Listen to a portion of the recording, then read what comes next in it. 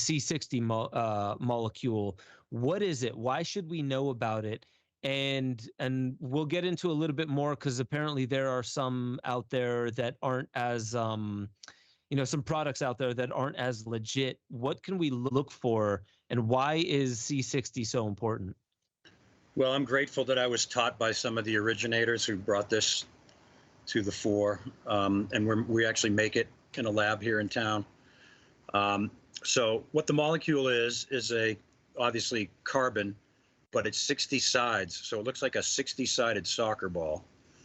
And the unique properties of it are that it's 200 times more powerful than vitamin C as an antioxidant, but it's also a chelator, and it pulls 3,000 bad guys out of the body.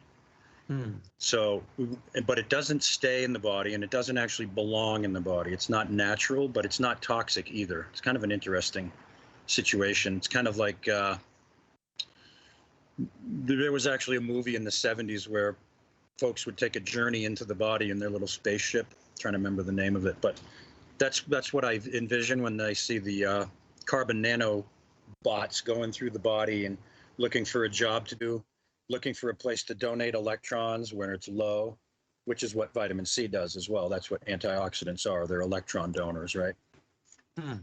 But it also is a chelator, so those holes in the soccer ball actually grab onto nickel, cadmium, lead, mercury, radioactive materials, and pull those out of the body. And what we found with the research is that doing a continual detox is actually superior to waiting and kind of like trying to get ready for your wedding, lose 20 pounds for your wedding, and doing these detoxes, and which I'm not against. If someone's sick, they need to take a hard look at that. But for folks who are relatively healthy, this daily detox concept is really, really beneficial, because some of these things can take years to get out of the body. Yeah. So then, like, I've heard from a few people specifically.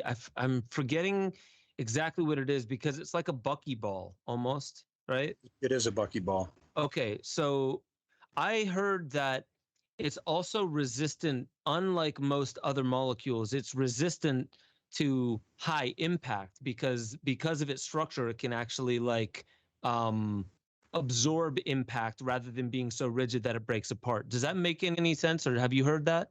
Oh, yeah. Well, it started out as an industrial lubricant, which is kind of interesting that we're talking about it as an anti-aging supplement. It can actually increase the lifespan of engines and moving parts dramatically because of this ability not to deform. So if you imagine metal in an engine, and if you could look at it with a microscope, you could see all these tiny little indentations rather than a completely smooth surface.